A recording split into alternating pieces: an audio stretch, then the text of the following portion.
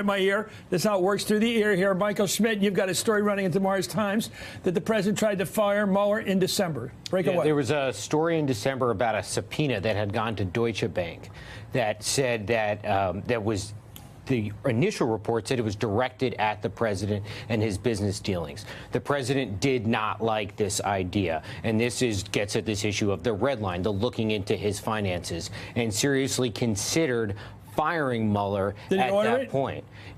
It didn't get to that point because they were able to figure out, the president's lawyers, that the story was wrong. There was some discussion with Mueller's office. They were able to come down to it. But it just shows how, when the president thought that Mueller had gone beyond that line, he was willing to do this, or certainly willing to seriously consider it. Now, you have to understand, though, the president has talked a lot in the past year about firing Mueller, and sometimes his aides have ignored him. Sometimes they've slowed-walked him. In the case of How's he fire him? Who's he fire first? Well, he has to fire. Somebody ought to check on that. How can he do this? Does he have to get rid of Sessions and put in a recess appointment? Does he have to get someone else in the agency who's passed muster with the Senate? Here's how I think it would work, Chris. The president, as head of the executive branch, has enormous powers. One of his powers, arguably, would be to repeal the special counsel regulations. Once they are repealed, he could either fire Mueller or order someone to fire Mueller.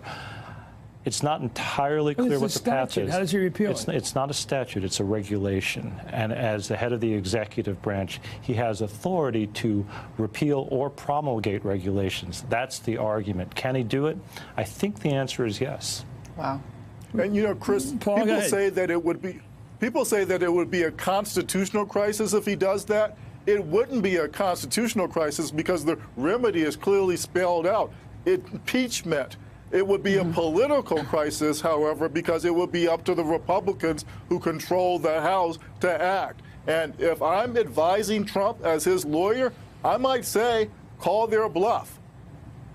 Well, let me ask you, Paul, now you're on here. Let's talk this in terms of the smart move for Trump. Let's assume you're his lawyer right now. It looks to me like this iceberg coming at his Titanic is going to get him eventually, because it just keeps looking and looking and looking for ways in which he may have broken the law. It just is like that. And maybe it's all legitimate within the prosecutorial discretion, within the mandate of the special counsel, to find any place that later on could turn up as a criminal violation of this president. The odds are, having come out of New York real estate and being Donald Trump, they will find something. If you're Trump, what do you do knowing that? I mean, you have your lawyer. First of all, you get a lawyer, you get a good criminal defense lawyer, and you have him make the case to Mueller that this investigation centers around collusion. And unless Mueller comes up with evidence that Trump himself conspired to steal the election, then anything else is off the table, or some kind of clear allegations of obstruction of justice. But frankly, I don't even think we'd see obstruction charges without really clear evidence of collusion against the president. That's the president's best case to make, that he wasn't involved with the Russians directly in trying to steal the election. Again, if Mueller has evidence of that, then all bets are off for the president. Chuck, I still agree with Paul on that. I think to win this case with the American people, that means the center, not the hard right, but the center and the left, which already have much of the left on impeachment. To win the case, you have to show he involved himself with the Russians, because that's the heart of this case. You can't just find, oh, we couldn't find anything on collusion, but we find this other stuff. I don't think that'll pass muster. Politically, what's your belief? Right. So I think you're right politically, but moreover, I'm going to defer to you politically, Chris, because I don't know politics the way you do.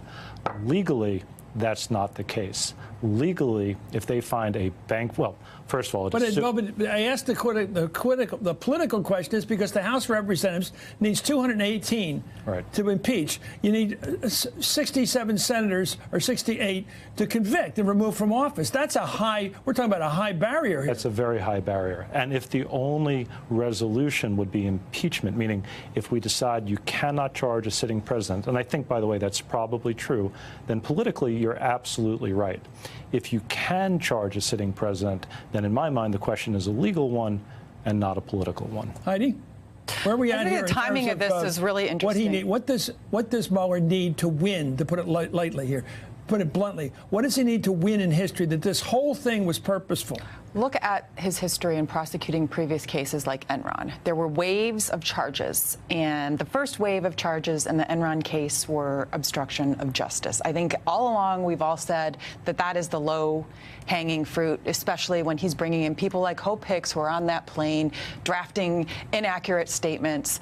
That is the easiest. The collusion, that could go on for many, many more months and maybe years. Do you think, Michael, we're getting to the end of this segment, are you thinking the fact that Trump was thinking of firing him in December, that's in your reporting for tomorrow morning, do you think that possibly Mueller is somewhat gaming this, and I don't mean it negatively, pushing Trump because he thinks he's a bad customer, pushing him as hard as he can, thinking he might spring loose and fire him, and therefore make the case for obstruction big time? No, I don't think he's pushing him that way. I don't think he needs to. The president seems to inflict himself in different ways without the help of others. If you look at all of these questions, why was Mueller appointed? What is Mueller looking at?